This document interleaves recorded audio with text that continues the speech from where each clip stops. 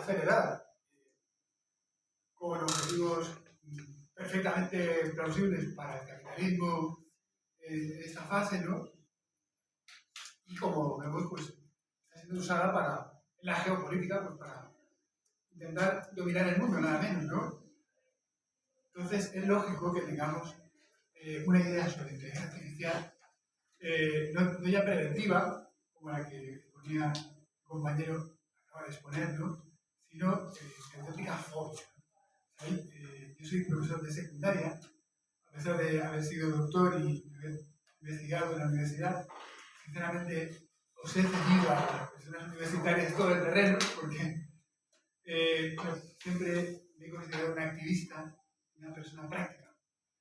Y es precisamente en el ámbito de la praxis donde a lo mejor tenemos que redefinir nuestra relación con la inteligencia artificial.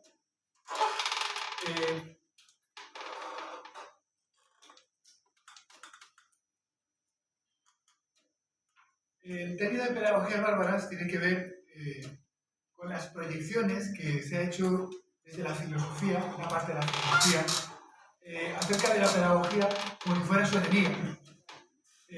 Yo, sinceramente, después de 40 años de lecturas fervientes tanto de la filosofía de la educación como de la propia pedagogía, pues me parece que es pura ideología. Es decir, hay libros que habéis leído porque se han hecho muy famosos, como Escuela o Barbarie o Escuela y Libertad, que pretenden convencernos de que la ilustración es lo contrario de la pedagogía, es su antítesis, e incluso se llega a imaginar que la pedagogía pretende destruir el pensamiento filosófico. Creo que esa manera de dualizar ignora pues, lo que nos enseña la propia filosofía.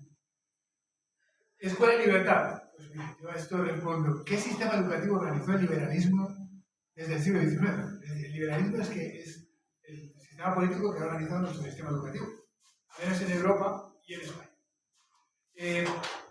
Un sistema dual y clasista que desde el principio destina a la clase trabajadora a estudiar enseñanza obligatoria y punto, y reserva la enseñanza superior e incluso media a las clases o bien privilegiadas o bien aspiracionales, ¿no? Lo que ahora se llama la clase media aspiracional.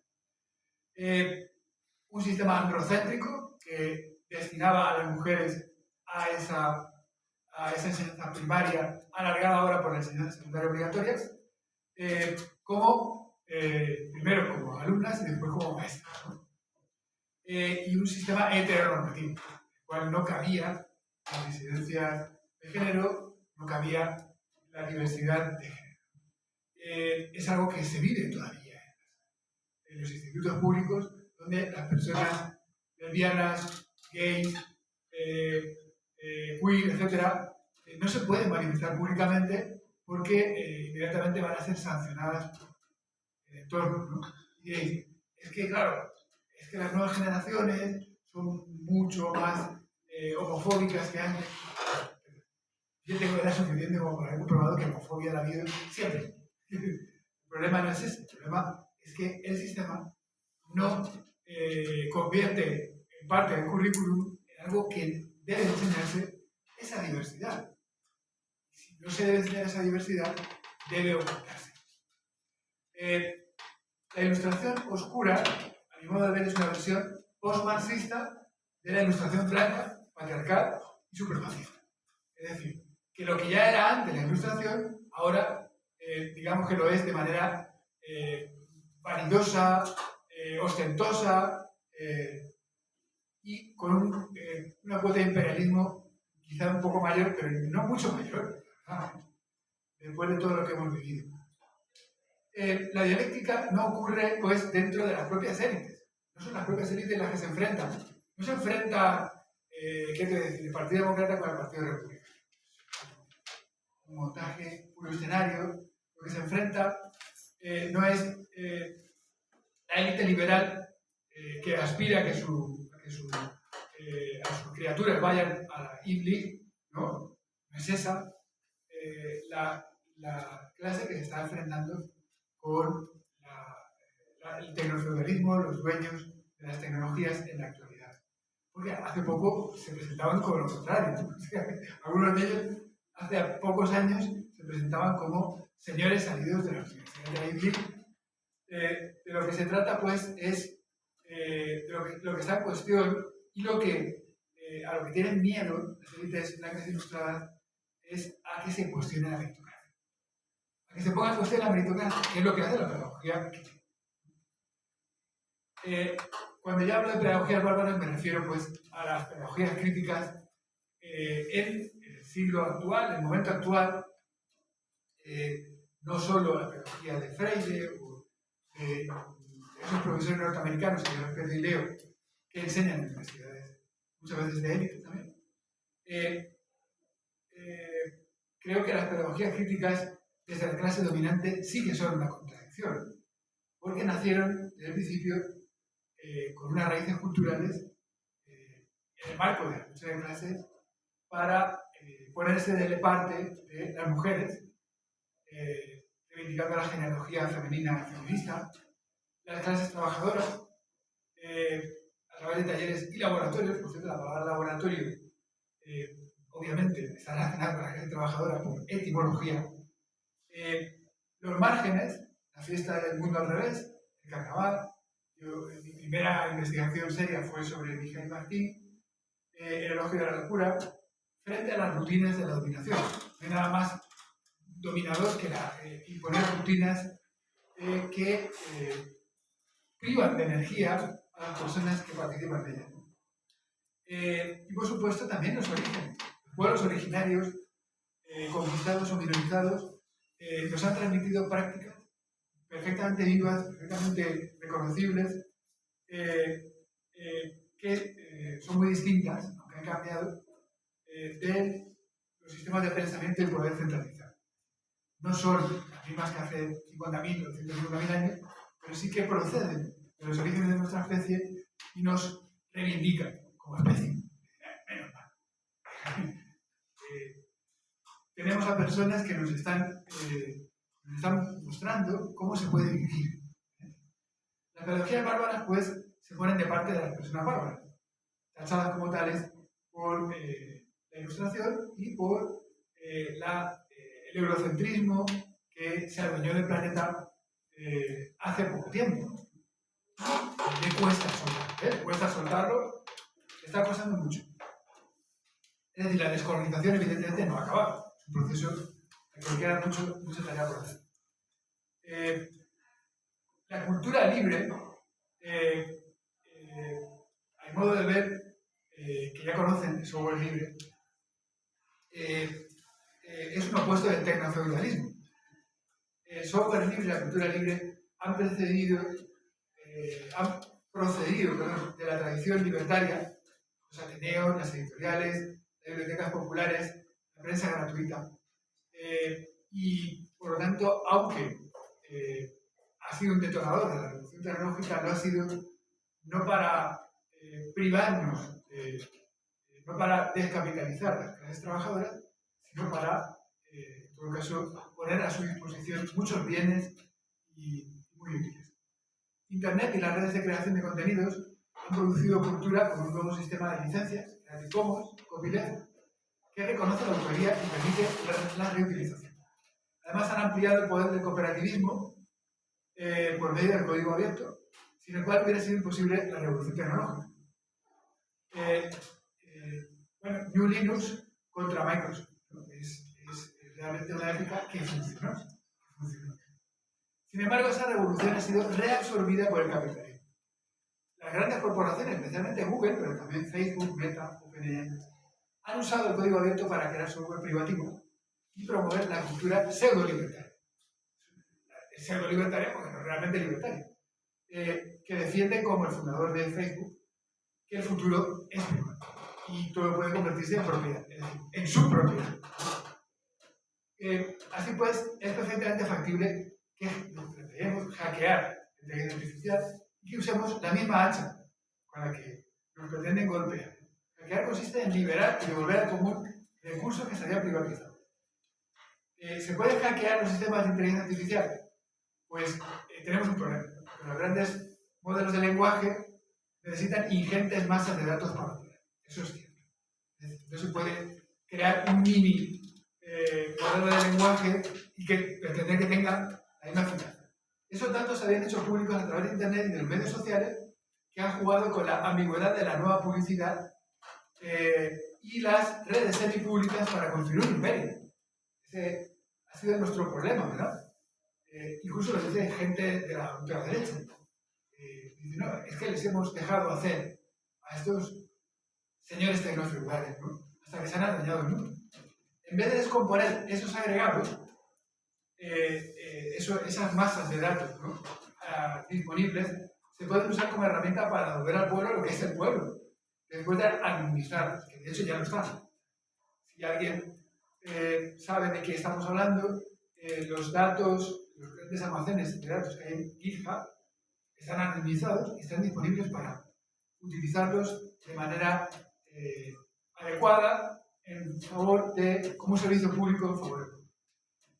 El problema es el hacha fascista, la piratería imperial. De Google a Palantir se ha extendido una dominación sin máscaras. ¿Se puede hacer algo con Google?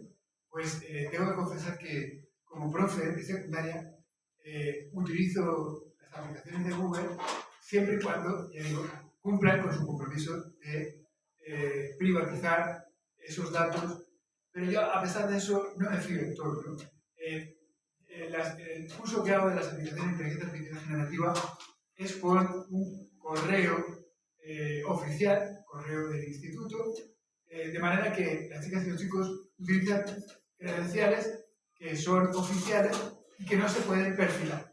No se pueden perfilar porque todas y todos utilizan el mismo correo, por lo tanto, no se pueden reutilizar esos datos. Excepto el trabajo que estamos haciendo. Lo importante es con qué fin utilizamos la inteligencia artificial. ¿Para qué es deseable usarla? Yo creo que como alternativa al libro de texto, sin duda, para obtener información elaborada y adaptada a cualquier tema, para construir conocimiento sobre el contexto próximo de medios urbanos rurales, sobre los que hay poca divulgación o no están asequibles, para guiar o acompañar la alfabetización en todas sus variantes, escrita o literaria, mediática, digital, ecosocial, para diseñar tareas, y esto es lo más importante, que aseguren el acceso a cualquier persona de acuerdo con el diseño universal.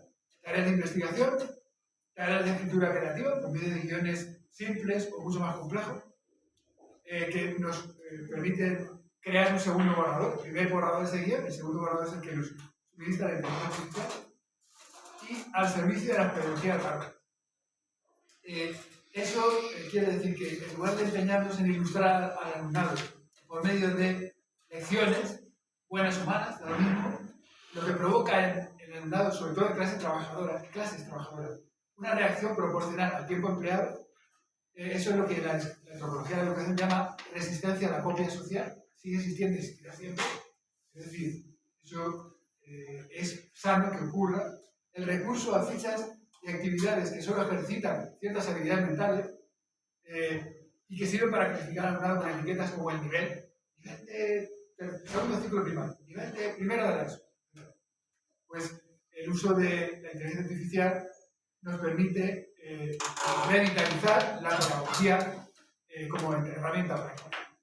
El Learn by Doing, Do It Yourself, la ciudad educadora, banco común de conocimientos, la pedagogía, mejor dicho, la contrapedagogía de la crueldad, para generar vínculos entre las personas y superar el veneno competitivo que con que les hemos intoxicado, si no tanto en la primaria, pero luego sí en la secundaria, sobre todo en bachillerato. Las pedagogías culturalmente sostenibles pretenden preservar y nutrir el pluralismo lingüístico, cultural y alfabetizador como parte de la escolarización. Para todo eso nos puede servir la guía como herramienta auxiliar. Se puede criticar a los laboratorios educativos y a la tecnología educativa en general cuando sirve para aprendificar, como decía Gerd Biesta, cuando sirve para despersonalizar la educación. Pero si lo que estamos haciendo es todo lo contrario, si lo que estamos haciendo es devolver a las personas herramientas que les sirvan para igualar las diferencias, el punto de partida, porque cuando se habla de igualdad de oportunidades, nadie ignora que no estamos partiendo de los mismos lugares, ¿no? Y en lugar de seguir dando la turra con el capital cultural de partida, lo que podemos hacer es utilizar la inteligencia artificial para que todas las personas partan del mismo capital. Porque la inteligencia artificial permite igualar a quienes vienen desde familias con la lección aprendida con quienes no sabían nada. Y además valora mucho más, le da mucho más valor, y eso es lo que he intentado a través de mis proyectos y situaciones de aprendizaje, le da mucho más valor a las culturas populares. Las culturas populares han sido totalmente ignoradas por la Ilustración, sobre todo en el siglo, en épocas recientes, ¿no? Se las ha visto como algo que hay que borrar. Se ha metido en la enseñanza secundaria en el proceso de borrado de la diversidad cultural de partida, ¿no? Para imponer la cultura de las élites, asumida por quienes han ido a la universidad, han sacado un título y después se han habilitado para enseñar. Creo que es justo que en esta época, pues para empezar, por ejemplo, valoremos lo que nos dicen las culturas rurales sobre sus propios entornos, ¿no? Y eso es algo que se puede potenciar con la propia inteligencia artificial, creando una documentación que se pueda utilizar en esos contextos. También se puede crear en culturas urbanas, pasa de prisa porque ya estoy en la última fase, se puede crear en culturas urbanas, por ejemplo, yo no sé si sabéis, pero Andalucía, el Pacto PP-Vox, ha prohibido que se pague, mejor dicho, un salario digno a personas que enseñaban árabe en la enseñanza secundaria. Se ha erradicado el árabe de la enseñanza secundaria. Bueno, pues nos obligan a recurrir a la inteligencia artificial para poder organizar la Casa de Babel, talleres de lenguas interculturales interracistas. También es posible darle la vuelta a los propios clásicos y permitir que las personas, en lugar de leerse el mismo capítulo de Don Quijote, del cual pues ya estamos hartos y hartas, podamos obtener la perspectiva completa de la novela y jugar con el alumnado a un cosplay sobre los disfraces en el Quijote. Todos los personajes del Quijote se disfrazan. Podemos dedicarnos a investigar sobre el barrio de una manera que no puede hacer la inteligencia artificial, que es entrevistar a las personas del barrio, desplegarnos por el barrio durante un par de semanas conociendo a la gente y después elaborar esa información, eso sí, con la inteligencia artificial, para identificar las necesidades que hay en el barrio y elegir una de ellas, además de hacer un informe al ayuntamiento, todo eso no puede hacer en ningún caso, como ha pasado en Sevilla, o elegir a personas para dedicarles un rap, una canción de rap. Y hacerlo más sencillo también, por medio de la inteligencia artificial. Crear ese tributo. También podemos plantearnos, como servicio a la población, podemos asumir las necesidades de la gente más vulnerable y darnos cuenta de que la gente más vulnerable en nuestro barrio son las chicas y chicos que tenemos en nuestros institutos que no tienen permiso de residencia, no tienen permiso de trabajo, ni siquiera pueden pedir una beca, ¿no? Y de cuyas vidas ignoramos todo, porque no forman parte del currículum, ¿no? Entonces, podemos dedicar un proyecto mayúsculo, que es barrio cinemático, a, en primer lugar, deliberar como personas racionales cuáles son las discriminaciones que sufren nuestras compañeras y compañeros y después empezar a crear un árbol de decisiones, empezar a crear guiones, empezar a crear un plan de rodaje, el desglose escena por escena, todo eso con ayuda de la inteligencia artificial. lo que sería imposible si no tuviéramos contratadas a decenas de personas, ¿no?, para asesorarnos. En lugar de eso tenemos un asesor, que es un productor ejecutivo, que es una persona experta, y con la ayuda de inteligencia artificial hemos acabado creando una película interactiva en lenguaje al mismo tiempo audiovisual y en lenguaje al mismo tiempo digital, porque es un videojuego. Incluso hemos hecho un concurso para crear la banda sonora, un concurso de música urbana. ¿Qué más puedo decir? Pues que no cedamos el territorio de la educación ni a quienes pretenden reaccionar imponiendo las lecciones de toda la vida y seguir excluyendo de tal manera a la clase trabajadora, pero tampoco ceder el terreno a quienes pretenden usar la inteligencia artificial para disciplinar a la clase trabajadora, vigilar y castigar. Nada, muchas gracias.